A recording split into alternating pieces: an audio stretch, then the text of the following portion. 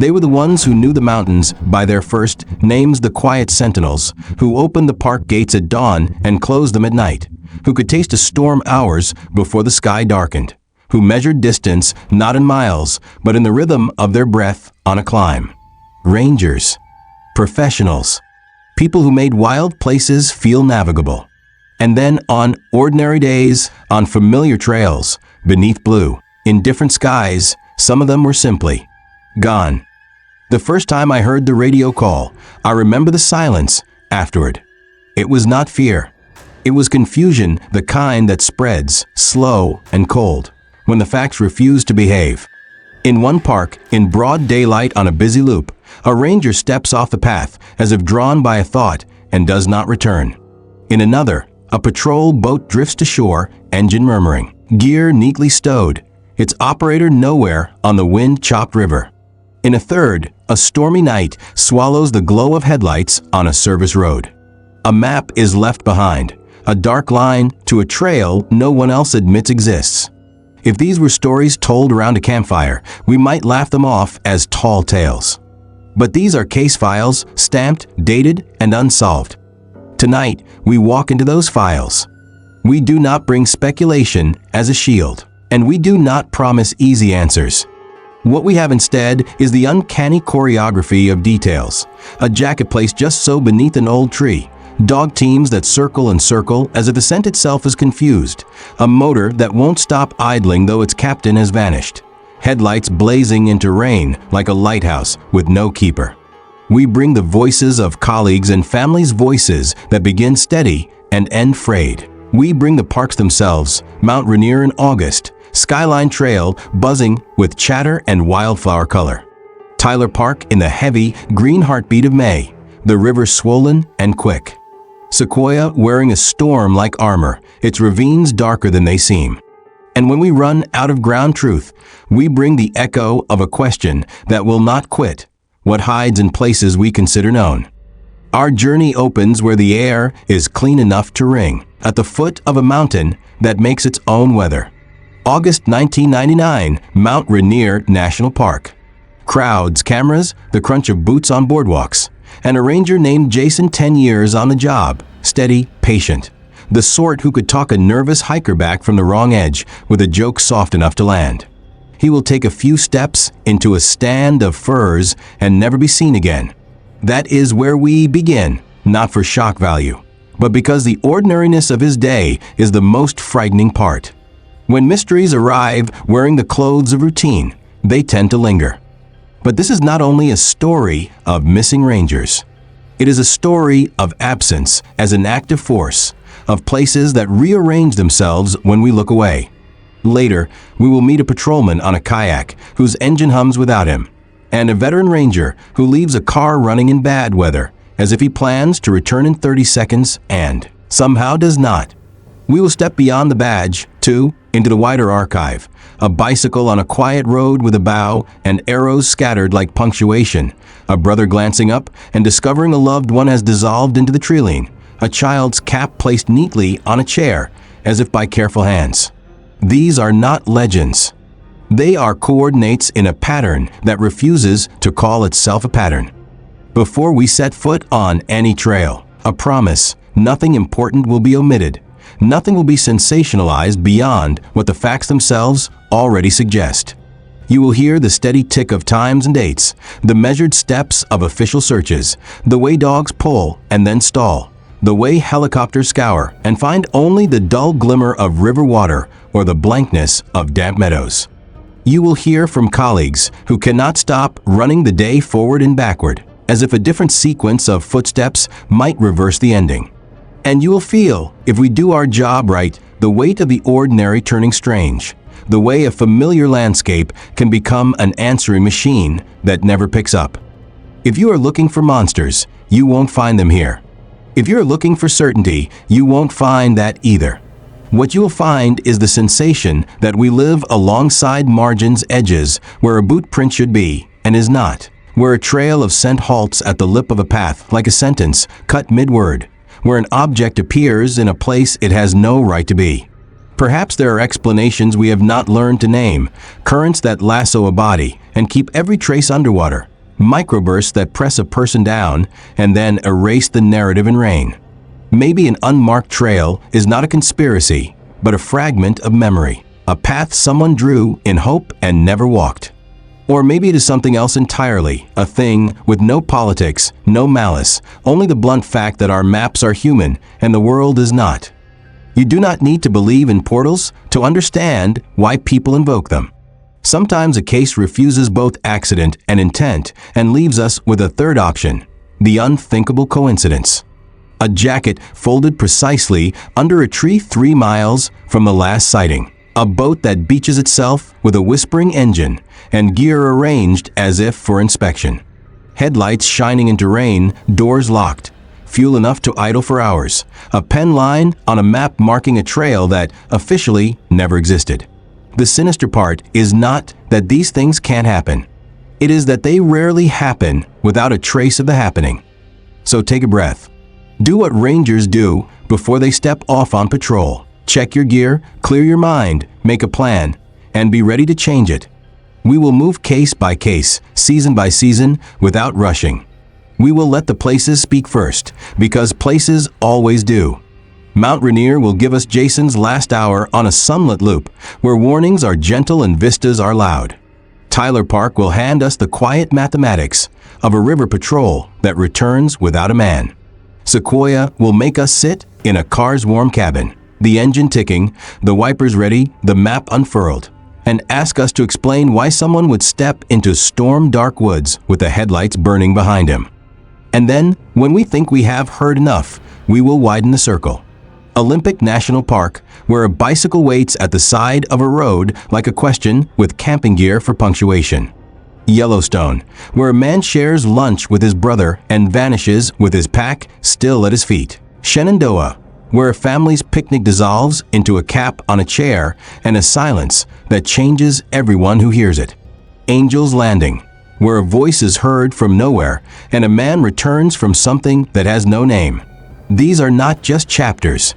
They are mirrors, and if you look long enough, one will reflect another. If you have ever stood on a trail and felt the hush arrive all at once, the birds suspend their chatter. The wind pause mid-leaf, your own breath too loud, you know the feeling we are after. Not dread, exactly. Attention. The sense that the world is about to do something, and you will have to decide whether to run, to watch, or to listen. As we move through the next hour, hold on to that sensation. Let the facts trouble you. Let the empty spaces in the timeline bother you the way a missing tooth bothers the tongue. At the end, there may be no grand reveal, but there will be a clearer shape to the mystery. And maybe that is the truest ending stories like these can offer. This is not an invitation to fear the forest. It is an invitation to respect how much of it we do not own, how much of it we do not even borrow. The rangers in these stories walked out to keep you safe. They knew the catalog of risks and accepted them. What they did not know, what no one did, was that their danger would arrive in the form of nothing at all. No storm cell, no cliff edge, no predator. Just a missing step in a familiar dance. Just a turn of the head. Just a line on a map, ink dark, leading to a trail we are still trying to find. Stay with me. Keep your laces tight. The mountain is waiting, and the first disappearance is only a few minutes ahead. The summer of 1999 was a gift to Mount Rainier National Park. The clouds that so often draped the peak like a heavy curtain pulled back that August, leaving behind a sky of impossible blue. Meadows near the Skyline trail burst into color lupin paintbrush, and avalanche lilies swaying as though in some secret choreography. Families walked the boardwalks in sandals, photographers crouched for the perfect shot of the glaciers, and children laughed at marmots darting in and out of their burrows. It was a season when the mountains seemed kind, generous, and almost tame. But among the rangers, those men and women who had seen the mountain in every mood, there was no such thing as tame. Jason Hol knew that better than most. At 36, he had spent more than a decade in the Park Service. His boots knew every bend of the Skyline Trail, every shadowed grove of firs, and every bluff where a sudden fog could erase the horizon. Jason was known for his patience and steadiness. Tourists remembered him for the way he could explain bear safety without scaring a child, or the way he would pause to let an elderly couple catch their breath, pointing out alpine flowers as if they were old friends. Those who worked beside him described him as calm, methodical, and deeply respectful of the land. He was not the type to take reckless chances or wander off just to prove something. Beyond the uniform, he was a family man. Married, with 2 children, he looked forward to summers when long patrols often meant simply guiding visitors through safe, sunlit landscapes. August was his season of ease. No snowdrifts blocking trails, no desperate rescue calls from winter climbers, just sunshine, questions about maps, and 100 reminders to stay on the path. That August 12th began like any other patrol. Jason set out to check the condition of Skyline Trail, to make sure the wooden boardwalks were intact, the signs still legible, and that visitors were not trampling fragile meadows. It was the kind of task that could have been routine to the point of boredom. The trail itself is famous for its views. Aptly named, Skyline arcs through sweeping alpine meadows and offers panoramic vistas of Rainier's snow-covered shoulders. On a clear day, you can feel as if the sky itself is closer than the ground. Tourists recalled seeing Jason throughout the day. He moved with the easy rhythm of someone who belonged, pausing to answer questions or give gentle warnings. He reminded one family about the steep switchbacks ahead, advised another to keep food sealed to avoid attracting bears. His presence reassured people he was the quiet anchor in a wilderness that could still intimidate. But sometime in the late afternoon, the ordinary tilted toward the extraordinary. A couple from Texas later told investigators they noticed Jason walking at an unhurried pace, occasionally glancing at hikers as though making sure they were comfortable. Around 3:00 p.m., they saw him stop. He seemed thoughtful, pausing longer than before. Then, without hurry or alarm, he stepped off the main trail and walked down toward a small cluster of fir trees. His movements suggested curiosity more than urgency, as if something had caught his attention, an animal perhaps, or a disturbance in the vegetation. The couple thought little of it. Rangers often stepped off trail briefly. They assumed he would be back in moments. He was never seen again. As evening descended, the Skyline Trail still bustled with hikers returning to the parking lot, the air cooling as the sun slid lower. At the ranger station, Jason's absence stretched from unusual to alarming. He had not radioed in. By nightfall, when there was still no sign of him, concern hardened into fear. Rangers called for him on the radio again and again, but static answered. This was not a rookie. This was a man who knew how to handle injury, who knew how to signal if he were in trouble. That night, colleagues swept the trail, their flashlights combing the meadows and forest edges, expecting at the very least a sign of a twisted ankle or a broken boardwalk. But the trail yielded nothing, no prints straying into the grass, no fragments of clothing, not even the distant echo of a whistle. The mountain had taken him as cleanly as a page torn from a book. In the hours after Jason vanished, those who knew him clung to rational explanations. Perhaps he would slipped on a loose rock and waited quietly for help. Perhaps he would followed a noise, an animal, and gotten turned around. But Skyline Trail was not deep wilderness. It was busy, well-marked, and threaded with people all day. For a man like Jason to vanish between one breath and the next was unthinkable. And yet, that is where the record leaves us. Jason Hol, calm and capable, stepping from a crowded trail into a stand of firs beneath the wide August sky, and dissolving into absence. His family, his wife and 2 children waited at home, believing he would walk back through the door tired, but smiling, ready with another story of tourists who asked if the mountain was a volcano. Instead, his name would become one more in the long, troubling ledger of disappearances that national parks cannot explain. The search was only just beginning, and with it would come the first wave of disbelief, the first murmurs of theories, and the first long nights of silence. But before we arrive at that storm, we pause here, at the moment just before when the sun was still shining, the meadows were still alive with color, and a ranger named Jason Hol was last seen walking calmly into the forest. The afternoon Jason Hol disappeared was one of those golden August days that seemed incapable of harboring darkness. The light slanted across the meadows of Skyline Trail, painting every flower and rock with clarity. Families were still scattered along the path, snapping photos of Mount Rainier's snowy dome, while seasoned hikers pressed onward toward the overlooks that promised sweeping vistas. It was a day for postcards and picnics, not mysteries. Jason, ever diligent, moved among them like a quiet guardian. Witnesses remembered the way he adjusted his hat against the sun, the way his voice carried calm authority as he reminded a group of children not to chase marmots, the way his radio occasionally crackled but never carried distress. He was not rushing, was not anxious, was not anything other than himself. The last reliable sighting came from a couple from Texas who had stopped to drink water near a bend in the trail. They noticed Jason walking at an easy pace, pausing now and then to glance across the meadows. His patrol seemed unhurried, almost leisurely. Then something subtle shifted. The couple saw him halt, stand still for a long moment, and then turn deliberately off the main path.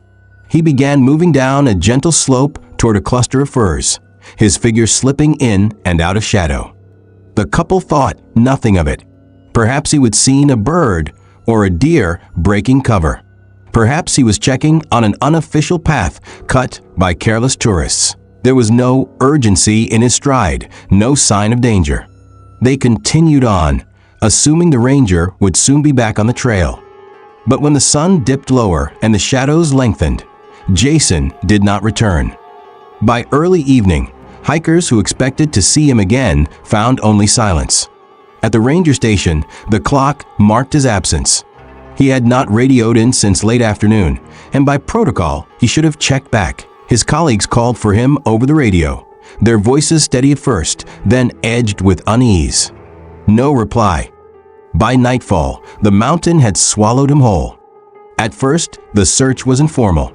A few rangers grabbed flashlights and retraced the Skyline Trail, calling his name, expecting at any moment to hear a shout or see the flicker of his light among the trees.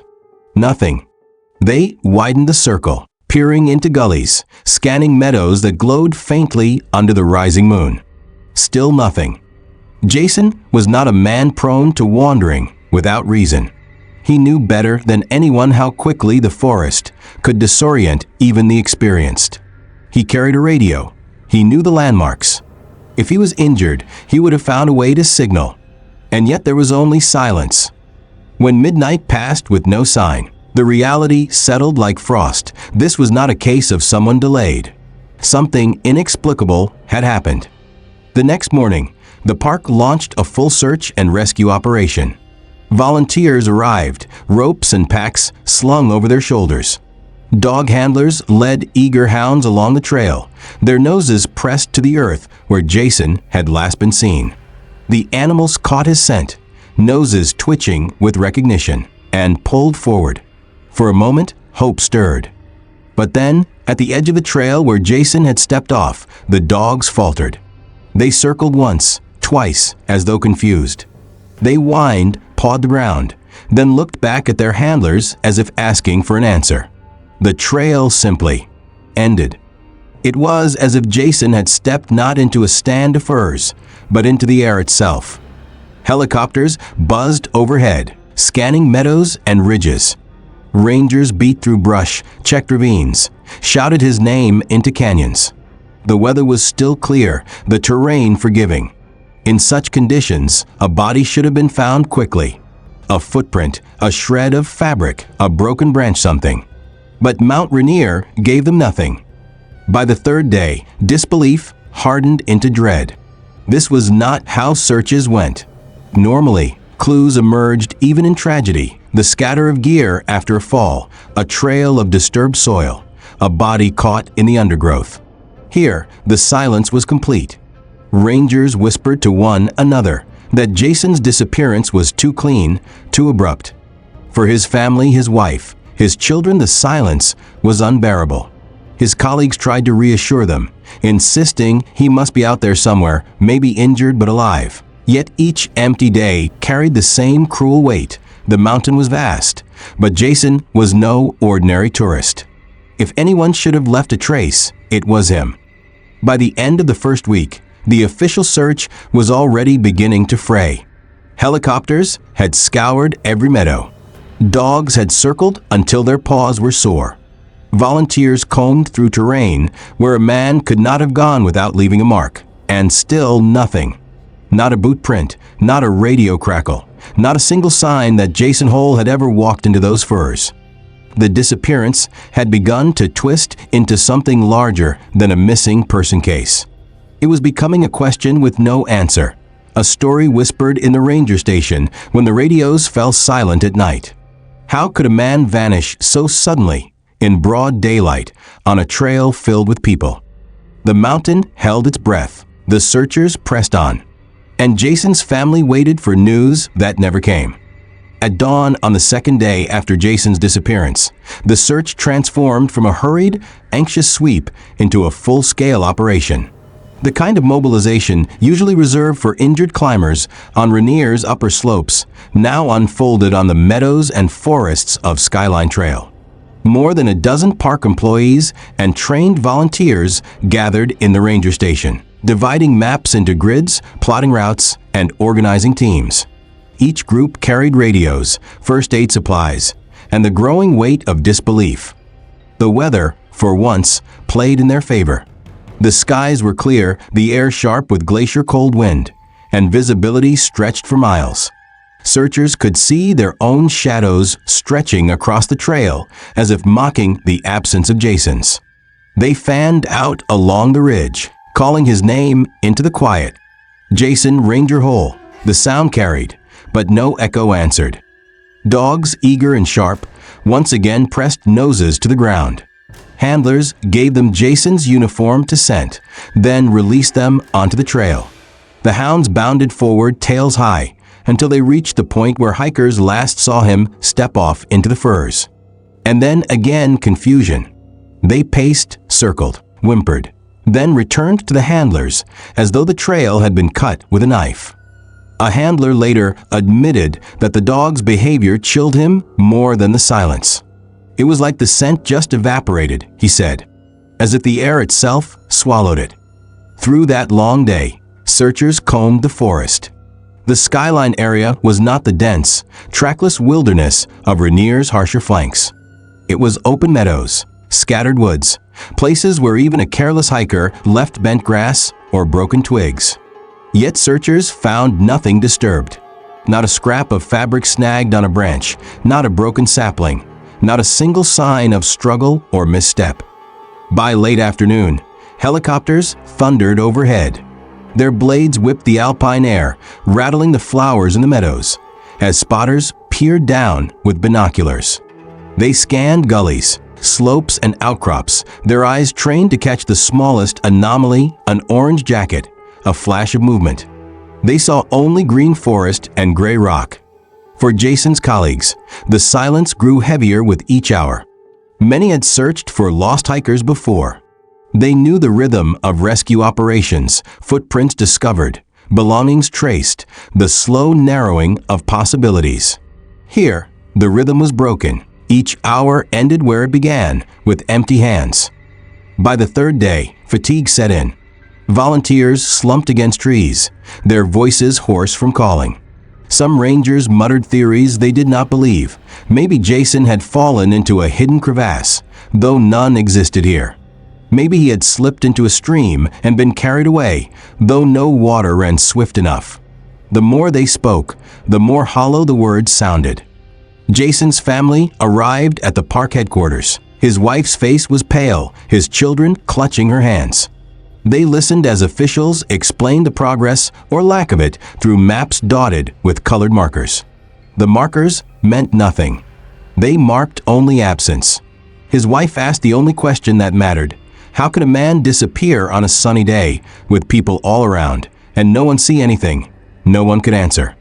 On the fourth night, around a table cluttered with coffee cups and radios, Officials debated how long the active search could continue. Rainier's search and rescue protocols were clear. Without new evidence, operations could not go on indefinitely. But no ranger wanted to say it out loud that the mountain had already decided its silence would outlast their persistence. The fifth morning dawned, the meadows pale with mist. Searchers pushed out one final time with grim determination. They scoured every ravine, pressed into thickets, and called until their voices broke. The helicopters swept wide arcs. Nothing. When the sun set that evening, officials declared the search suspended. From then on, only passive measures remained, questioning locals, posting alerts, occasional volunteer sweeps. Jason Hol had joined the small, haunting list of those declared missing under unexplained circumstances. Around campfires and in ranger offices, speculation grew. Had he collapsed from sudden illness, but no body was found? Had he been attacked by an animal? Then where were the blood, the drag marks, the signs of violence? Could someone have taken him? Impossible. Many thought on a busy trail in broad daylight. No hiker reported seeing or hearing anything unusual. There were whispers of stranger things, though never in official reports. Whispers of places where the ground seemed to thin, where a step too far carried you not into a thicket, but into nothing. Rangers, practical people by nature, dismissed such talk in public. But in private, some admitted that Jason's case felt different. Too sudden, too clean, too final. The Skyline Trail remained busy that summer. Tourists still walked its boardwalks, still posed with wildflowers and glaciers. But among the rangers, every glimpse of a man walking into the trees sparked a jolt of unease. They remembered Jason's calm stride, his steady presence, and the silence that followed. The mountain had taken him. The search had given nothing back. And the mystery was only deepening. 2 weeks after Jason Hol's disappearance, when hope had dimmed into resignation, a flicker of strangeness reignited the case. A search team accompanied by dogs pushed farther into the western edge of the park, nearly 3 miles from the point where Jason had last been seen. The terrain was rougher there, a patchwork of mossy boulders and old-growth firs, their roots twisting like veins across the forest floor. It was here, beneath the shade of one such tree, that the dogs stopped. Their noses pressed to the ground. They began to bark. What they found was not Jason. It was his belongings. Neatly placed at the base of the tree lay a pile that made the rangers' hearts hammer with both relief and dread. Jason's jacket, folded but torn in several places. His water flask still capped. A notebook containing his patrol schedule. And his radio silent, its antenna bent. At first glance, there were dark stains on the fabric of the jacket. Blood, the rescuers thought, and panic flared. But tests later showed the stains were not human at all, but animal in origin. The exact species was never disclosed. Officials would only confirm it is animal blood of unknown origin. The discovery only deepened the mystery. If Jason had been attacked by an animal, there would have been signs, drag marks, torn earth, remains. But there were none. If he had placed the items himself, why here in such an orderly fashion, and without any trace of his movements between Skyline Trail and this spot 3 miles away? And why leave behind a radio, his single lifeline in case of trouble? Theories bloomed like wildfire. Some suggested that someone else had carried and arranged the belongings to mislead searchers. Others wondered if Jason himself had shed them in a moment of delirium, perhaps disoriented or suffering from sudden illness. But those who knew him rejected that idea. Jason was steady, thoughtful, never careless. The strangest part was the neatness. Everything lay together as if staged, not scattered, as one would expect from an accident or animal attack. The jacket folded, the flask upright, the notebook unsmudged despite the damp forest floor. A tableau, not a tragedy. Dog teams were brought back to the site, but once again the scent went nowhere. The hound circled, barked, and then sat down as if confused. Rangers combed the area inch by inch, but there were no footprints, no scraps, no further clues. For Jason's family, The discovery was a knife with two edges. Proof that he had been there, that he had left something behind. And yet, no closer to an answer. His wife clutched the jacket when officials returned it, staring at the tears in the fabric, asking what could have caused them, if not claws, if not teeth. His children asked whether the jacket meant their father was coming home. No one had words gentle enough to answer. Colleagues gathered in the ranger station, turning the evidence over in their minds.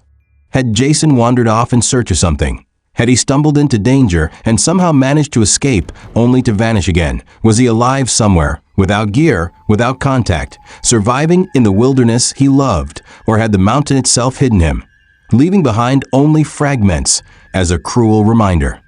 Theories outside the official report spread, whispered by rangers who had seen too many oddities to dismiss them.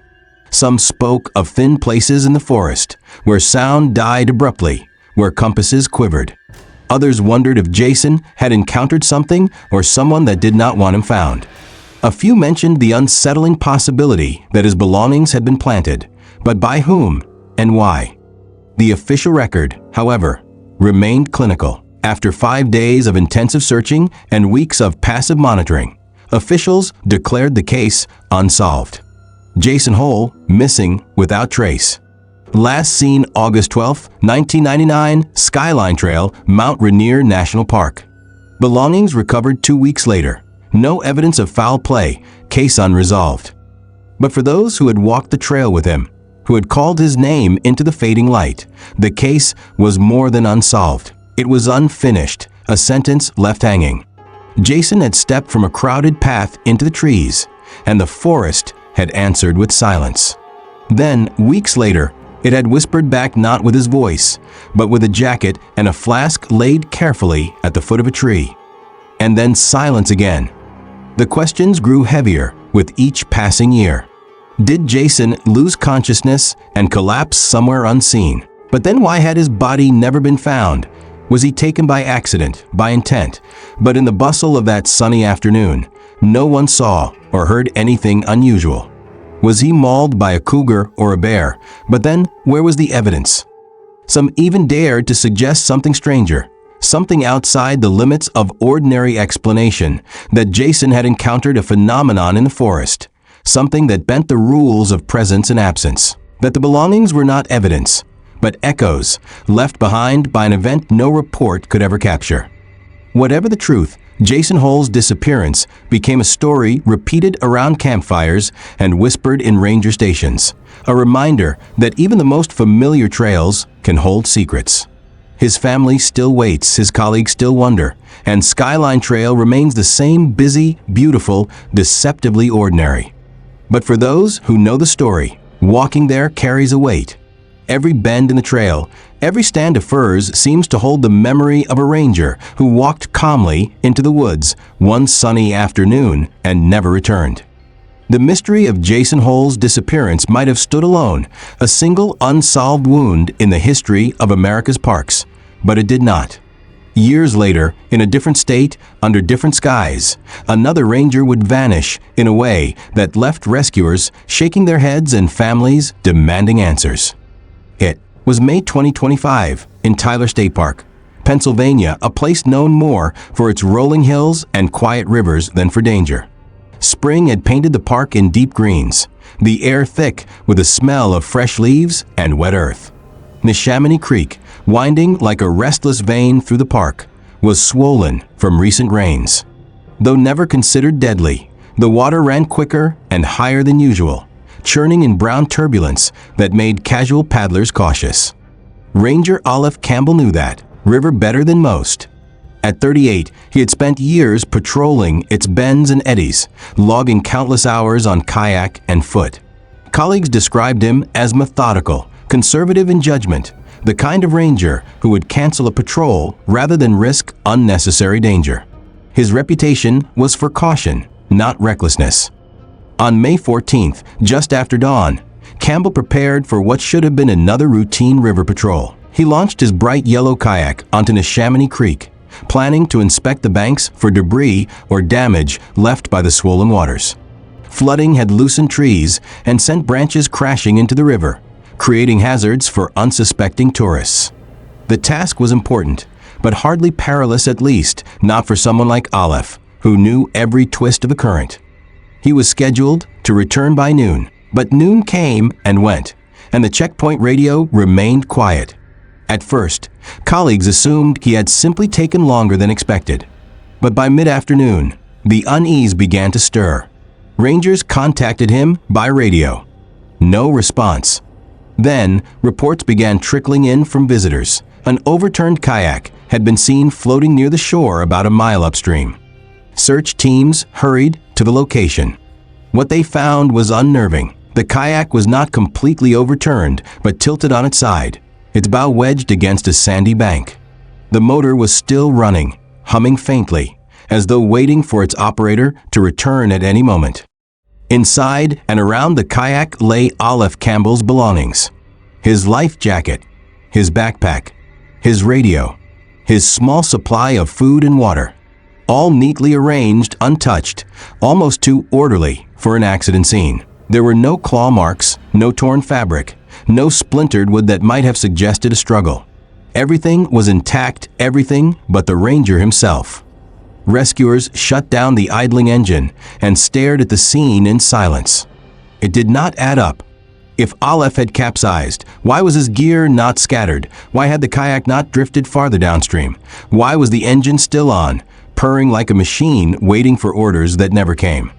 The first wave of search efforts surged into motion. Boats patrolled the creek downstream, scanning every bank, every tangle of branches where a body might have snagged.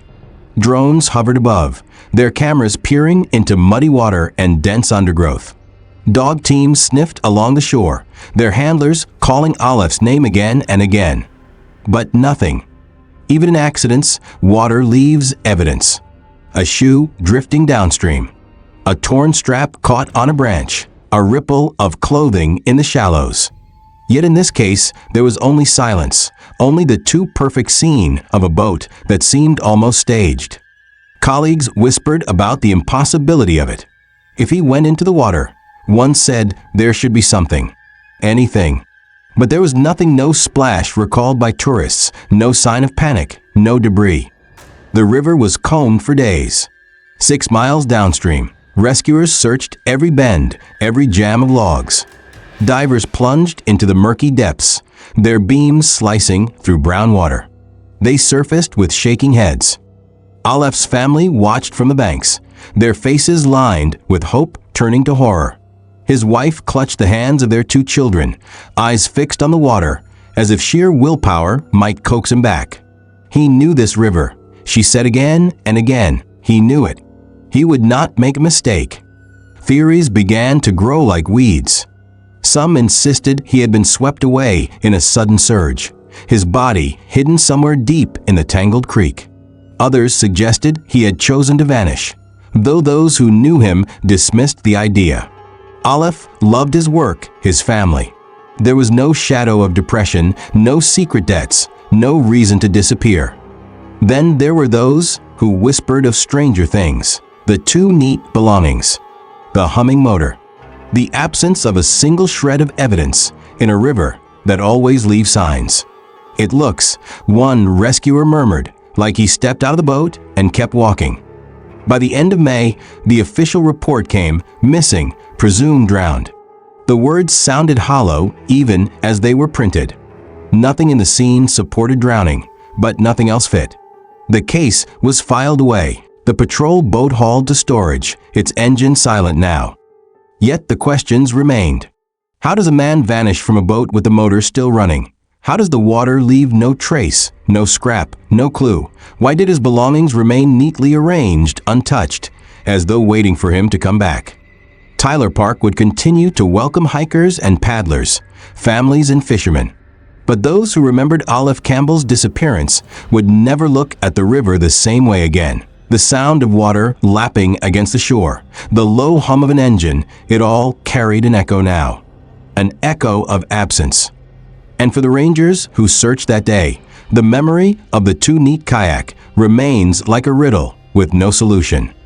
The first hours after Ranger Alef Campbell's kayak was found brought a storm of motion. Rangers launched additional boats, volunteers joined in, and county search and rescue crews arrived with their specialized gear. To outsiders, it looked like a military operation, boats in formation, drones buzzing overhead, men with radios barking updates into static. But beneath the surface of all that urgency lay a growing realization that this was no ordinary recovery mission. In the chaos of a drowning, the river always tells its story. It scatters breadcrumbs, a torn strap here, a floating shoe there, a scrap of clothing caught on a branch. Sometimes even a ripple pattern in the water betrays the struggle. But Neshaminy Creek was silent. The only sound was the thrum of outboard motors and the insistent gurgle of current pushing downstream. The creek itself was deceptive narrow in places, broader in others, with sandbanks that trapped debris and long stretches where the current pulled hard. The water was muddy from spring floods, swirling with silt that blurred the bottom even in shallow places. But still, it should have given up something. Searchers leaned over boats, their poles probing for snags where a body might have caught. Divers sank into the cold, opaque water, guided only by touch. They surfaced, shaking their heads. Nothing. What puzzled rescuers most was not just the absence of a body, but the precision of what remained. Alef's backpack lay in the kayak as though placed there deliberately, not tossed by an accident. His radio was dry, neatly clipped. His food and water were untouched. Even his life jacket, which regulations required on patrol, was found lying beside the other items. Not ripped, not floating downstream, but there tidy, waiting. If he went in the water, one diver muttered, "Why take off the jacket first?" No one had an answer. Dogs were brought to the site, their noses twitching eagerly. At first, they caught a trace, barking with conviction near the kayak. Handlers urged them forward, letting the animals follow the scent into the reeds. But after a few minutes, the dogs stalled. They circled the same patch of ground again and again, whining, tails drooping. The scent did not lead downstream, did not fade into the forest. It ended abruptly at the bank where the kayak rested. The neatness of the scene unsettled even the most pragmatic officers. One ranger described it later. It was like a stage set. You had everything their boat, motor still running, gear untouched, but the actor was gone. Speculation filled the silence. Some suggested a hidden medical emergency. Maybe Alef had suffered a stroke or seizure, stood up suddenly, and toppled into the current. But if that were true, his body should have been caught downstream, not erased entirely. Others whispered of foul play. Could someone have intercepted him, planted the gear? But who could have approached without leaving signs in daylight on a river often dotted with tourists? The more they searched, the stranger it became. Drones scanned 6 miles of river, mapping every bend. Volunteers walked the banks, peering into undergrowth, shouting Alef's name until their throats were raw. Helicopters flew low, their blades flattening reeds and sending ripples through the water. All of it was thorough, methodical, and fruitless. Days passed. Each night, the search leaders gathered around maps in the ranger station, their faces drawn, voices weary. Expand downstream, one would suggest. Check the tributaries again. But by then, the words sounded hollow. No one wanted to admit what was dawning on them. This was not behaving like a drowning. By the end of the first week, even the most seasoned rescuers admitted they were baffled. The scene's too clean, one said. Boats do not half overturn and then park themselves. Engines do not run forever unless someone leaves them. Belongings do not arrange themselves. It does not make sense. Alef's family remained camped at the edge of the park, waiting for answers. His wife refused to leave, standing by the riverbank each evening as though expecting him to step out of the reeds, soaked and smiling, with some strange story to explain it all. His colleagues visited her, offering quiet reassurances they barely believed themselves. And still, the river flowed on, indifferent, carrying its secrets.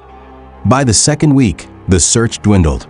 A few hopeful sightings, a lump of debris mistaken for clothing, a shadow in the reeds sparked brief surges of activity, but each ended in disappointment. Drones passed overhead again and again, their thermal cameras finding nothing but deer in the thickets. The case reached its grim turning point. No body, no signs, no answers. The official language was curt: missing, presumed drowned. The words closed the file, but not the wound. Everyone who had been there that day, who had stood beside the humming kayak with its tidy load of belongings, knew the phrase did not fit. Drownings are messy, chaotic, tragic, but explainable. This was none of those things. This was too quiet, too orderly, too strange. When the last boat was hauled from the water and the drones were grounded, the silence returned. Tyler State Park went back to its rhythm of joggers, birdwatchers, and families barbecuing under the trees.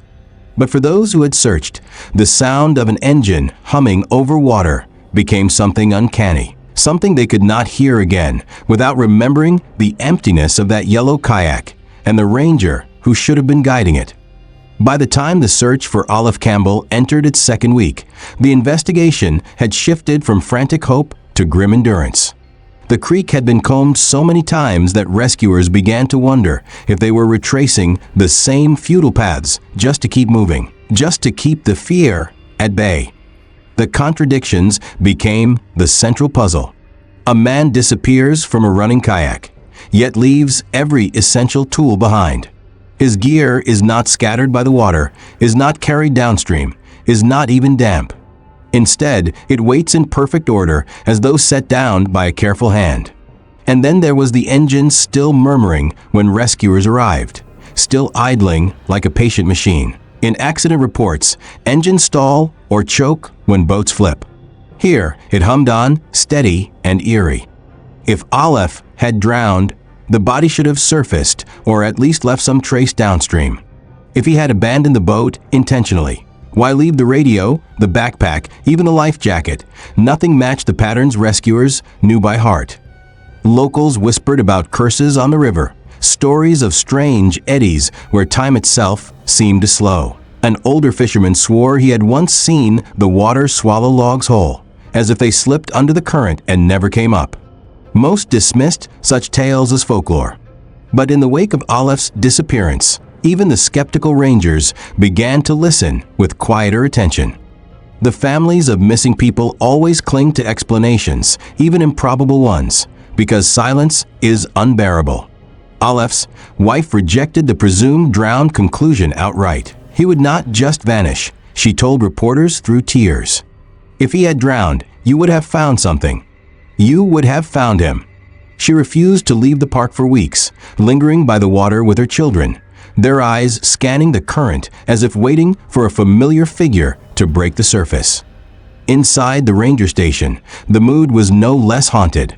Veterans of search and rescue operations confessed they had never seen anything like it. Usually, we can tell within hours what happened, one officer admitted. Here, it is like the river lied to us. It gave us a scene, neat and quiet, and then nothing more. Theories spread like smoke. Some clung to the idea of a freak accident, a sudden seizure, or a misstep in strong current. Others whispered of abduction, though who could have pulled off such a thing in daylight, on a patrolled river? The most unsettling theory was the simplest, that Alef had simply ceased to be there, as though he had stepped into the water and crossed into somewhere unseen. By the end of May, the official statement came. The county police and park service concluded there was no foul play, no confirmed accident, and no body. The case was filed under the sterile phrase, unexplained disappearance, presumed drowned. But those who had searched the divers, the rangers, the drone pilots who scoured the riverbank never forgot how little the scene resembled drowning at all. For them, the memory of that yellow kayak was like a photograph they could not stop studying. Half-tipped, nose lodged in the sand, engine running. A jacket folded neatly. A radio silent. Food and water untouched. It looked less like the aftermath of disaster and more like an invitation to wonder what could strip a man from his boat so cleanly, so quietly, that only his absence remained. With no answers, the river returned to its rhythm. Tourists paddled again, laughing nervously as they passed the bend where the kayak had been found. Guides avoided mentioning the story, though everyone knew it, and the water kept moving, wide and indifferent, as though it had already forgotten the ranger who once guarded its banks. But among those who had known Alef Campbell, his colleagues, his family, even strangers who joined the search forgetting was impossible. His disappearance joined the quiet, troubling ledger of unsolved vanishings in America's parks. And like Jason Hol's case before it, it was marked not only by what was missing, but by what was left behind, a scene too neat, too orderly, too wrong. By now, a pattern had begun to whisper itself. A ranger disappears on a bright summer trail. Another vanishes from a humming kayak, left behind like a ghost vessel. And then, almost as if the wilderness meant to prove its power once more, there was Andrew Holland. His story unfolded years earlier, in September of 1993, under storm-dark skies in Sequoia National Park. Sequoia is a place that humbles even the bold. The trees themselves, ancient giants that have watched centuries pass, stand like cathedral pillars, their trunks wider than most rooms, their crowns vanishing into cloud. The land here is no less formidable: steep ridges, tangled ravines, granite cliffs scarred by time. Visitors come to marvel, to feel small, to touch living history. But for those tasked with patrolling it, the park can be unpredictable, even merciless. Andrew Holland had worked those lands for years. At 42, he was a ranger's ranger, disciplined, dutiful, deeply protective of the natural world. Colleagues spoke of his rigor. He followed rules by the book, insisted on thorough reports, and never shirked from storm patrols, the kind of duty most rangers dreaded. On nights when thunder rolled and winds rattled the treetops, Holland was often the one driving deeper into the park, checking remote trails for stranded tourists or downed trees. He believed it was his responsibility to be the steady hand in chaos. The night he vanished, the storm arrived suddenly.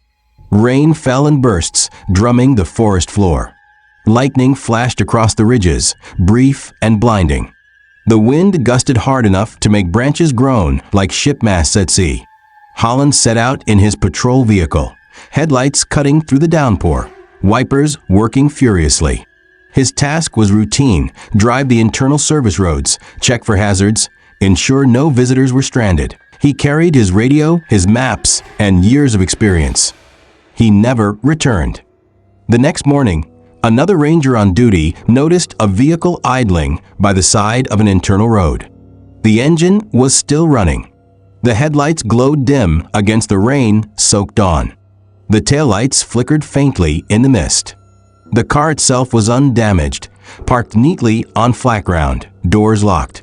When they broke in, fearing Holland had fallen ill inside, they found the driver's seat empty. On the passenger seat lay his radio, switched on but unused. And spread across the dashboard was a map of Sequoia. A thin, deliberate line had been drawn with a pen along one of the official roads, but the line continued beyond, toward a trail not marked on any official chart. A trail none of the other rangers recognized. The car's engine purred steadily, the gas tank still half full. It was as though Holland had stepped out only for a moment, expecting to return, and then dissolved into the storm. Search teams mobilized within hours. They followed the line on the map, pushing into unfamiliar forest, climbing ridges, crossing gullies swollen with storm water. For days they searched, calling Holland's name into the dripping silence. No footprints marked the mud. No scattered gear appeared along the ravines. Helicopters scoured from above, their searchlights carving through the mist, but the canopy of giant sequoias swallowed their beams. Volunteers who joined the search later recalled an eerie quiet that settled over the forest. It was more than just the rain, one said. It was like the woods themselves were holding their breath. Theories began to swirl, each one less satisfying than the last. Perhaps Holland had chased after lights in the storm, mistaking them for lost tourists. Perhaps he had spotted something unusual from the road and gone to investigate. But why leave the headlights blazing, the engine running, the radio idle? Rangers were trained to conserve power, to shut down a vehicle even if stepping away briefly. Holland was nothing if not disciplined. For him, to abandon procedure suggested haste or something more unsettling. There was no evidence of foul play, no broken glass, no forced entry, no footprints other than the tire marks where the vehicle had stopped smoothly. An animal attack was considered, but bears and cougars leave signs, drag marks, blood, disturbed earth. Nothing of the sort appeared. As days passed, the storm cleared, but hope thinned. The search continued for a week, volunteers combing slopes and valleys, rangers scouring ridgelines, helicopters buzzing like restless insects over the canopy. Nothing. The forest kept its silence. His family refused to accept the official language, missing under unexplained circumstances. His wife insisted he was not suicidal, not reckless, not the kind of man to wander blindly into the dark. His colleagues echoed her, shaking their heads at the map, the unfamiliar trail marked in ink, as though Holland himself had been planning to step into someplace others did not know. The case entered, the park's logbook, another unsolved disappearance. But among rangers, it became something heavier. A story murmured when storms rolled in and radios crackled in the night. Andrew Holland, the man who followed a line on a map into a trail no one else had seen, who left behind a running car with headlights cutting through rain, who never came back. 3 disappearances now, each different in detail, yet bound by the same hollow echo, no footprints, no body, no clear cause. Only the quiet left behind, and belongings that felt too deliberate, too staged, too strange. And still, the wilderness waited to write its next chapter. The discovery of Andrew Holland's abandoned vehicle sent ripples of unease through the Park Service. A running engine on a stormy night might have been an accident had it not been for the map. That single sheet of paper, damp but legible, carried more weight than any physical trace they would uncover in the search. The map was ordinary in every respect except for the inked line. Holland had traced the known route with precision, as though preparing for patrol. But then, just before the road ended, his pen had strayed into unfamiliar territory, sketching out a trail that no one else could recognize. It was not on the official maps, not even on the older, outdated ones. It was a path that seemed to exist only in Holland's hand. Colleagues puzzled over it. Some wondered if he had learned of the trail from locals, whispered directions from a hiker who spoke of shortcuts or forgotten routes. Others thought he might have stumbled upon it during an earlier patrol, marking it to explore when time allowed. But the stormy night of his disappearance was no time for exploration. Rangers on duty during foul weather were expected to remain cautious, always prioritizing known routes where they could be easily located if something went wrong.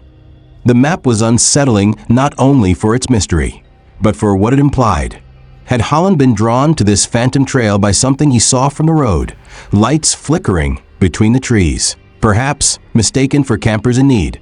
One search coordinator remembered Holland's voice crackling faintly over the radio just hours before he vanished. He would reported heavy rain, wind gusts, and something unusual on the ridge. No one pressed him for details at the time. After all, Holland was thorough. If he thought it needed attention, he would check it. And then he went silent. When search teams broke into groups and began combing the forest, they followed that mysterious line first. They trudged across wet ridges, their boots sinking into mud, and pushed into thickets where branches clawed their coats. They found nothing, no bent grass, no footprints in the softened earth, not even the faint imprint of a boot. In storm-dampened ground, signs of human passage should have been obvious. But there was only silence. Volunteers joined the effort, many of them locals. They spread into the valleys, crossed creeks swollen with rain, and climbed ridges with ropes and lanterns. One volunteer later confessed that the forest felt too still during those nights, the kind of quiet that presses against your ears until your own heartbeat sounds intrusive. Several swore they felt watched, though no one ever reported seeing eyes in the dark. Helicopters swept the park on the second and third days. From above, the terrain looked like a patchwork of ridges, ravines, and dense groves. Searchlights cut through the canopy, illuminating silver threads of water and patches of storm-battered earth. Nothing. No bright clothing, no movement, no overturned brush. Holland had vanished as completely as though the storm had swallowed him whole. Back at headquarters, the evidence was thin to the point of absurdity. A locked car, a running engine, headlights left on, a map with a trail that should not exist. That was it. Rangers who knew Holland could not reconcile these facts with the man they remembered. He was disciplined, cautious, unlikely to make mistakes under pressure. For him to leave the engine idling, headlights burning, and step out into the storm suggested haste, almost panic. Yet no one could say why. Speculation bloomed. Some suggested that Holland had pursued lost tourists, though no distress calls were logged that night. Others thought he might have suffered a sudden mental break, but those who knew him swore he showed no signs of such fragility. A few muttered about lights in the woods, phantom glows that sometimes flickered in storms, reflections that could lure even the experienced into dangerous ground. And then there was the silence of the dogs. When handlers brought them to the vehicle, they sniffed the wet earth eagerly and then faltered. They circled the car, nosed at the map on the seat, and then whined. The scent led nowhere. It was as though Holland had stepped out of the driver's seat and simply evaporated. By the fifth day, the storm had passed, but the forest kept its secrets. Searchers returned exhausted, faces pale, boots caked in mud. The operation dwindled, then shifted into passive monitoring, a phrase that felt like surrender. Volunteers continued for another week, combing ravines and gullies, but no new evidence surfaced. The official report summarized the case in sterile language. Ranger Andrew Holland disappeared while on duty during inclement weather. Vehicle recovered in operable condition. No signs of foul play or accident. Cause unknown. But the rangers who had worked beside him did not speak of the report. They spoke of the map, the inked line that pointed to a trail no one else had seen. A line that felt less like a mistake and more like an invitation. To this day, Sequoia's rangers avoid speculation in public, but privately, some confess to unease. Did Holland follow a path that exists only in storms? Did he see something in the trees that compelled him to leave his car behind? Or did the forest itself, in its storm-fueled fury, decide to keep him? The truth lies somewhere in that night of rain and lightning, in the silence that swallowed a disciplined ranger whole. And like the cases of Jason Hol and Alef Campbell, it remains unresolved, a reminder that even guardians of the wild are not immune to vanishing into its depths. The days following Andrew Holland's disappearance blurred into a rhythm of false hope and bitter disappointment. Each new sweep of the forest carried the fragile expectation that this time, a clue would surface, a footprint in the mud, a scrap of fabric snagged on bark, even the distant call of a voice carried by the wind. But each return to headquarters yielded nothing but silence. Helicopters scoured the ridges daily, hovering low enough for their rotors to whip the branches below. Spotters leaned from the open doors, eyes straining to catch any sign of a ranger's khaki uniform amid the endless green. On clear stretches, they could see for miles, the slopes drenched in sunlight, ravines gaping like open mouths. And yet, nothing unusual. From above, it was as if the forest had drawn a perfect curtain over whatever had happened. On the ground, teams moved methodically. Rangers marked off search grids, combed through gullies, checked storm-drained ravines where flash floods might have swept a man. They returned with scratched arms, soaked boots, and blank expressions. Some whispered to each other that the forest felt wrong, too still, too empty of animal sounds. It was like the trees were listening, one volunteer said later. Theories circulated, growing stranger as rational ones failed. One suggestion was that Holland had been ambushed, dragged away by someone who knew the terrain, but who would lurk in a storm, waiting for a ranger to appear.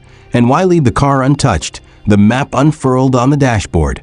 Another idea was a sudden animal attack. But rangers knew the signs of cougar or bear. They knew the telltale marks, the drag of a body, the splatter of blood. Here, the earth was clean. Some clung to the possibility of a fall into a hidden ravine, the kind of place a man could vanish and not be found for years. But even that theory faltered when no broken brush or disturbed soil was discovered. The storm had made the ground soft, yet it bore no record of struggle. It was as if Holland had stepped from his vehicle into a space that left no evidence of his passing. The map gnawed at everyone's thoughts. The line leading to an unmarked trail became a riddle, a symbol of the inexplicable. Searchers followed it again and again, convinced it must mean something, but the forest revealed no hidden path. Some wondered if Holland had drawn the line in advance, a personal note or plan. Others feared it was his final message, though none could say what it meant. In the ranger station, conversations grew uneasy. "Why leave the headlights on?" someone asked. He knew better than that. Another answered quietly. Maybe he thought he would only be gone a minute.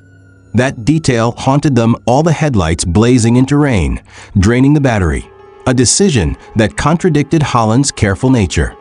When the official search scaled back after a week, many refused to let go.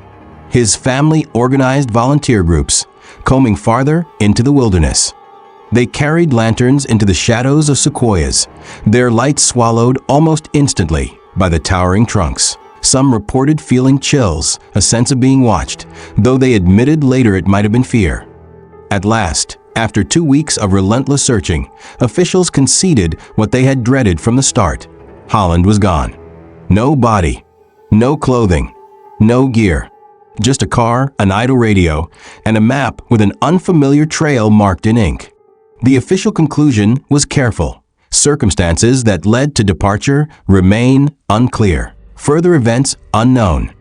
Yet among the rangers, the case became a ghost story told in hushed tones. When storms rolled in, some would glance at their maps, half expecting to see a new line traced where none should be. And when headlights gleamed in the rain, they thought of Holland's car, engine running, empty seat waiting. The forest had taken him as surely as it had taken Jason Hol and Alef Campbell cleanly, silently, without reason. And, as with them, what lingered was not only the absence, but the scene left behind, belongings too neat, evidence too strange, silence too deep. 3 rangers now, each swallowed in different ways. A man on a sunlit trail stepping into fir trees. A ranger's boat humming without its pilot. A storm patrol car idling with a map marked to nowhere. Patterns were beginning to emerge, patterns no one wanted to admit. By now, the pattern of vanishing rangers had hardened into something that felt less like coincidence and more like a shadow cast across the national parks. But the mystery did not belong to rangers alone. Ordinary visitors, hikers, cyclists, children on picnics were being drawn into the same web of silence.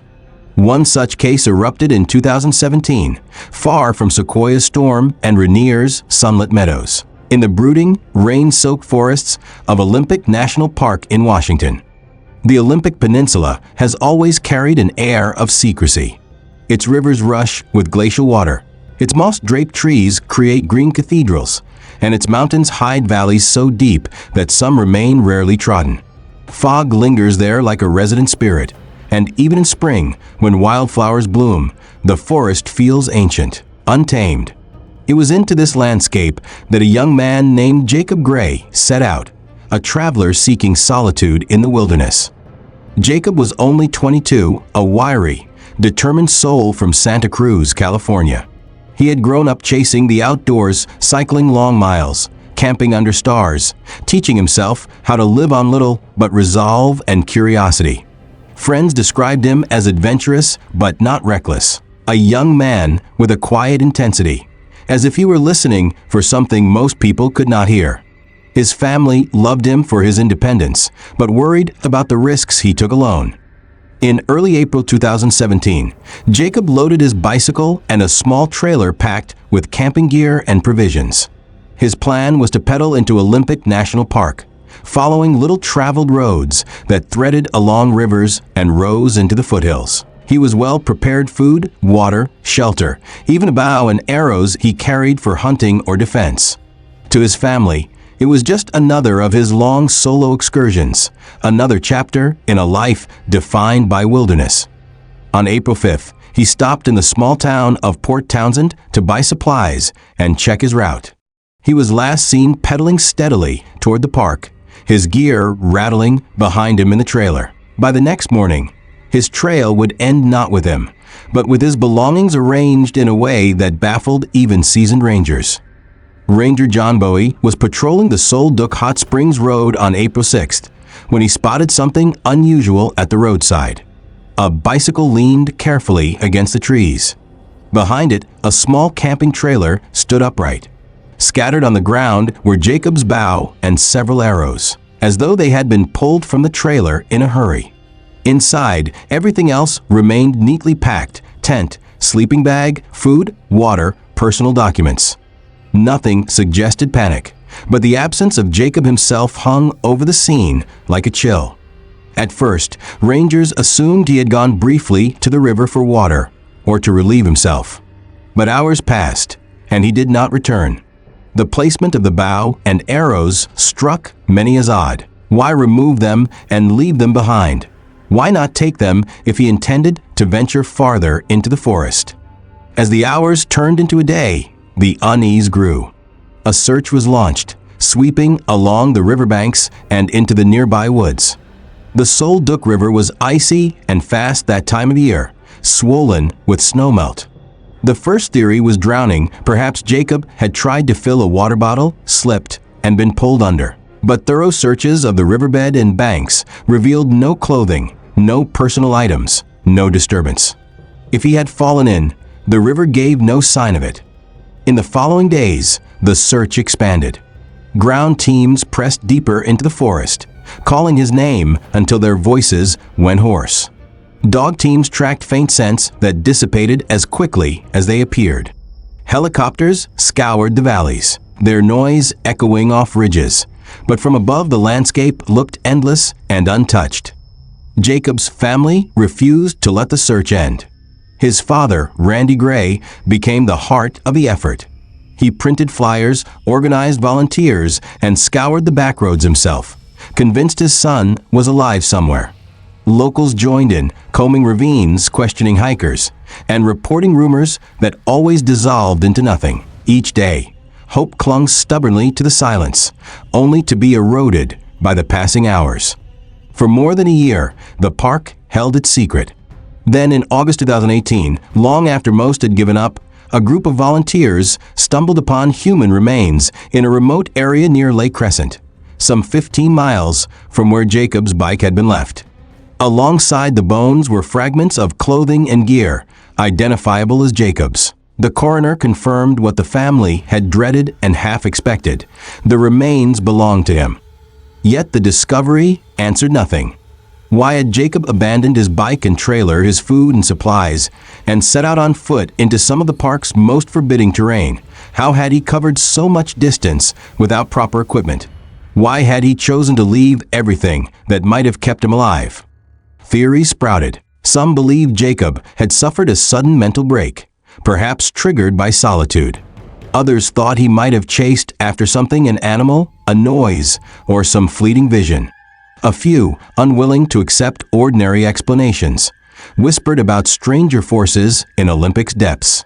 Stories of shadowy figures, of a legendary Sasquatch said to wander the Northwest, of thin places where the forest seemed to swallow people whole. No evidence supported such ideas, but the details kept feeding them. The bow and arrows left scattered, the supplies untouched, the impossible journey into wilderness where few dared to go. To many, Jacob's death was less a tragedy than an enigma, a puzzle that refused to be solved. His father, Randy, still wrestles with it. He believes Jacob either overestimated his strength or fled from something unseen, leaving everything behind in his haste. But what could have frightened his son enough to abandon shelter, food, and water? That question haunts him still. Today, a small plaque in Olympic National Park honors Jacob Gray. It stands as both memorial and warning that even in the modern age, When maps chart every contour and GPS guides our steps, the wilderness remains a place where answers slip through our fingers, and where absence itself can become the loudest presence of all. The discovery of Jacob Gray's remains might have brought closure to officials, but for his family and for many who followed the case, it raised more questions than it answered. The wilderness had given back his body, but it had not given back the story of what happened between the moment he left his bicycle and the moment his bones came to rest 15 miles away. That blank space, that unanswered span of time and distance, became the true mystery. Jacob had been prepared. His trailer contained food, water, shelter, everything he would need to survive in a rugged park. Yet he left it all behind. The bow and arrows strewn on the roadside suggested haste, even alarm. But there were no signs of pursuit, no tracks indicating he had fled from another person or from an animal. The neatness of the remaining supplies, his tent, sleeping bag, and provisions felt deliberate, as though he had paused to arrange them before walking away. What could compel a young man to abandon survival in favor of wandering empty-handed into some of the most unforgiving terrain in the Pacific Northwest? Investigators considered possibilities. Had he suffered a psychotic break, a sudden shift in perception that made him believe he no longer needed his gear? But family and friends insisted Jacob was mentally sound, if idealistic. Had he fallen victim to hypothermia, known to cause people to discard clothing in paradoxical undressing? That explanation failed. Too. Temperatures in April, though cold at night, were not low enough to cause such confusion. Besides, he had walked miles before succumbing, suggesting a deliberate journey, not the stumbling of a confused mind. The distance was perhaps the most confounding factor. 15 miles through rugged country is not an easy walk, especially without food, without a map, without clear direction. Jacob was not dressed for such an expedition. Yet somehow he reached that remote, inaccessible slope above Lake Crescent. To rescuers, it seemed almost as though he had been guided there or drawn. Local folklore seized on the mystery. Olympic National Park has long been the stage for stories of the uncanny.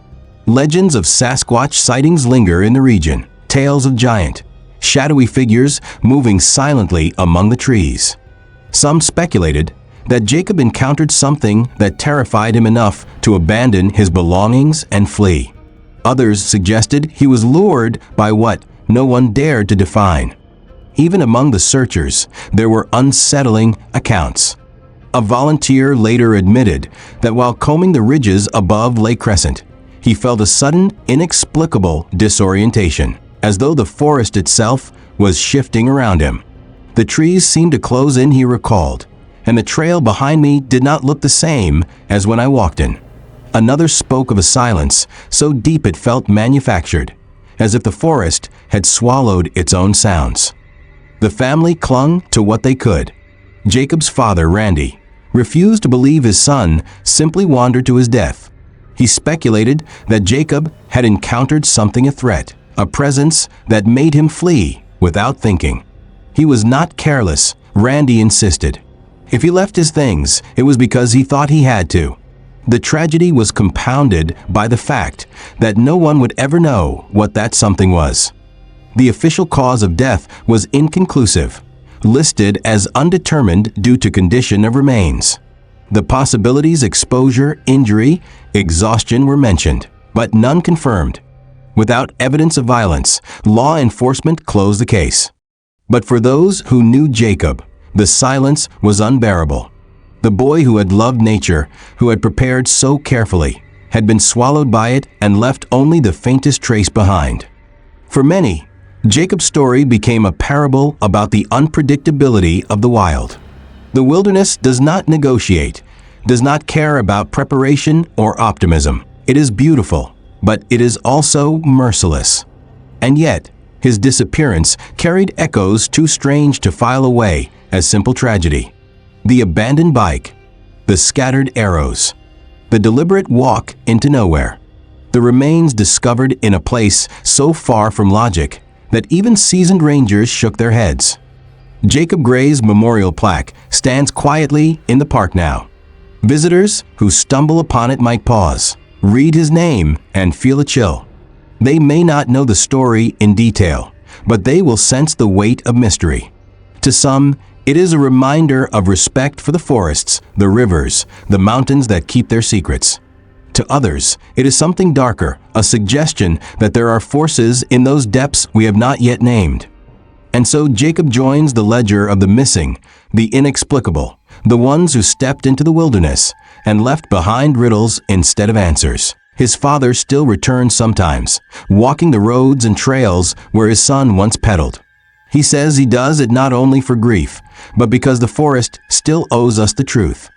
But the forest, as always, stays silent. Jacob Gray's mystery might have seemed singular, but his name is only one among many. Across decades and states, other families have endured the same chilling pattern. Loved ones stepping into a forest and never stepping back out, leaving behind fragments that feel too deliberate, too strange. Each story bears its own details, its own grief, yet they share the same echo of silence that refuses explanation. One such case unfolded in September 1985 at Yellowstone National Park. It was autumn, when the tourist crowds thin and the first hints of frost creep into the air. Two brothers, Jonathan and Marcus Hill, set out on the Granite Crest Trail. Jonathan, the elder at 34, was a geologist. Marcus, younger at 30, was a journalist. They were well prepared, carrying maps, food, and the confidence of men familiar with the outdoors. At mid-morning, they paused in a clearing to rest. Marcus unpacked food, setting out bread and tuna. Jonathan crouched to adjust the straps of his heavy backpack, loaded with camera equipment and lenses. When Marcus looked up a minute later, his brother was gone. The pack sat on the ground, untouched. No sound of footsteps, no cry, no shadow slipping into the trees. Panic surged. Marcus searched in widening circles, calling Jonathan's name until his throat burned. The forest gave nothing back. Rangers joined within hours. Dogs picked up a faint scent leading uphill, but it ended abruptly at a rocky ridge. Helicopters swept overhead, their searchlights probing the granite cliffs. After days of searching, the only trace discovered was Jonathan's canteen, found weeks later on a ledge 500 feet above the trail, a place he could not have reached without climbing gear. No rope, no footprints, no evidence of ascent. The flask sat alone, a taunt from the mountain. To this day, Jonathan Hill has not been found. His family leaves flowers at the trailhead, a ritual against forgetting. Marcus, who lived on to tell the story, wrote that sometimes the mountains give us back only the things we carry, not the people themselves. Another case, in 1999, carried a heartbreak sharper still: the disappearance of 8-year-old Jacob Thompson in Shenandoah National Park. It was a warm July day, perfect for picnics. The Thompson family father, mother, and their only child spread out a blanket in a popular clearing near a stream. Jacob played nearby, tossing pine cones and splashing rocks in the water, while his parents prepared food. At 1:15, his mother and father took a short walk along a nearby path, leaving Jacob under the casual watch of another tourist. They returned 20 minutes later to find the clearing empty.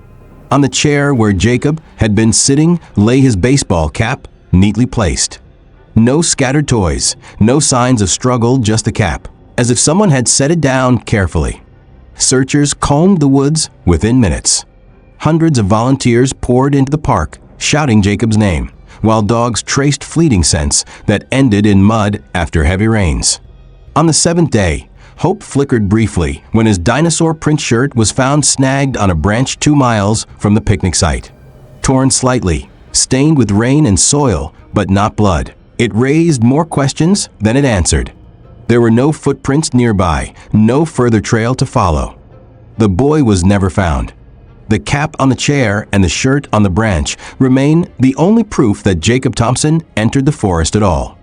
Cases like these are devastating because of what they leave behind: not just grief, but symbols.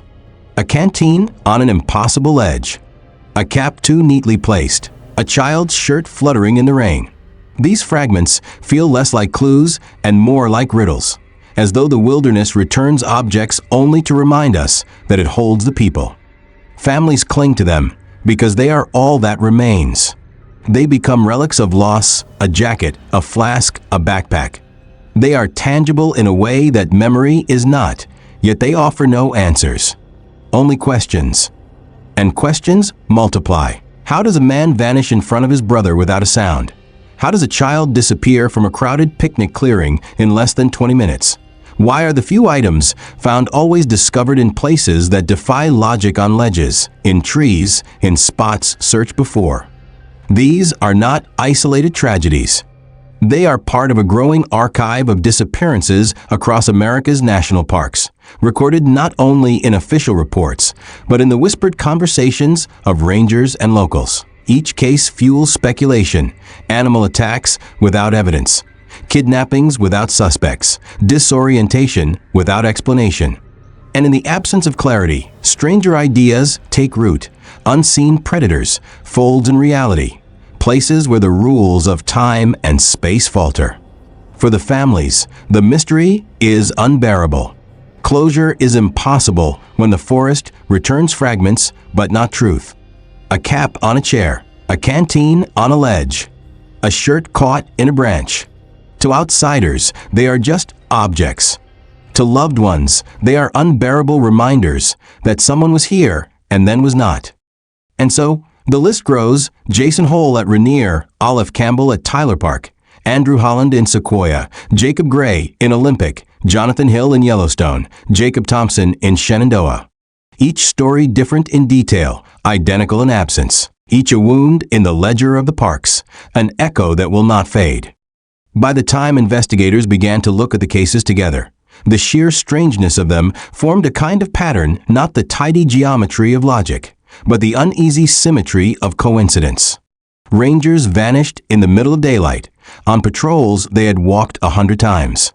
Tourists disappeared in front of witnesses, leaving only caps or backpacks behind. Some reappeared days later, dazed, unharmed, unable to explain where they had been.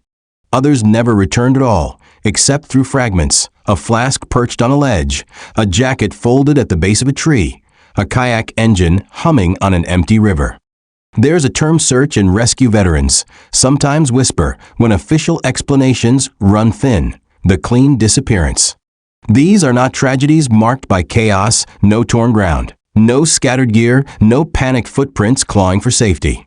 They are events where absence is immaculate, where belongings look staged, where the wilderness seems to have plucked someone out as neatly as removing a card from a deck. Consider the Rangers. Jason Hol, steady and seasoned, stepping from Skyline Trail in view of tourists and never returning. His jacket and flask found weeks later, placed as though for inspection. Alef Campbell, his bright yellow kayak tilted against a bank, the motor still purring, his radio and life jacket dry and waiting.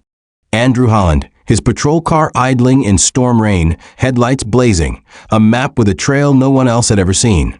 Three guardians of the wild, undone not by inexperience or recklessness, but by silence itself. And then, beyond the uniforms, the visitors. Jacob Gray, abandoning his bicycle and supplies to walk into terrain so forbidding that only his remains, 15 miles away, testified to the journey. Jonathan Hill, vanishing in front of his brother, his canteen discovered in a place human feet could not have reached. Young Jacob Thompson, gone from a picnic clearing in broad daylight, leaving only a cap and a shirt that carried no blood, no struggle, just absence. These stories echo one another across years and landscapes. They suggest something bigger than misfortune, something that resists the neat boxes of accident, animal attack, or foul play.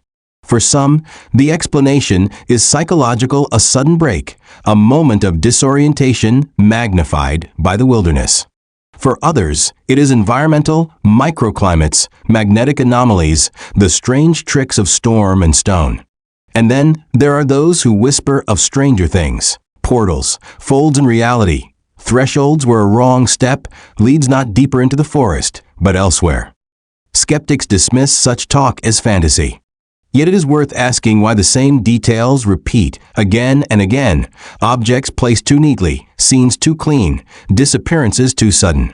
Why dogs lose sense at the exact point where logic falters. Why helicopters search landscapes that give nothing back. What is certain is that the wilderness still keeps its secrets. National parks, for all their maps and signs, are vast, layered with silence and shadow. They are places where time slows, where sound vanishes, where the line between presence and absence thins. For those who enter them, rangers, hikers, children, they are both sanctuary and threat, beauty and danger entwined.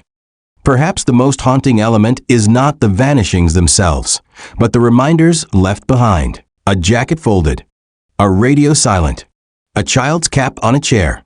Objects that suggest care, intention, almost ritual. They are the forest's only answers, and they answer nothing. What do we make of these stories? Are they warnings, urging us to respect landscapes older and stranger than we imagine? Are they invitations, hinting at mysteries we have yet to name? Or are they simply tragedies, compounded by coincidence, sharpened by the human need to find patterns where none exist? The truth remains suspended, just out of reach. What is certain is that each story leaves behind a family broken by not knowing, rangers who replay radio calls in their heads, and visitors who walk the same trails with a shiver at the thought that the earth itself can erase a person without leaving a trace. So as you lace your boots for your next hike, or spread a picnic blanket under the oaks, remember these names: Jason Hol, Alef Campbell, Andrew Holland, Jacob Gray, Jonathan Hill, Jacob Thompson. They remind us that the wild is not ours to master. It is a realm of silence, of shadows, of riddles carved into ridgelines and rivers. And perhaps that is why we return to these stories, not only for fear, but for awe. Because somewhere in the heart of every disappearance lies a truth about the wilderness, that for all we map it, name it, patrol it, the wild remains vast, and it chooses when and if to give us answers. What do you believe? Are these vanishings accidents, crimes, or encounters with something stranger still? Share your thoughts in the comments, subscribe for more mysteries, and remember, the forest keeps its secrets.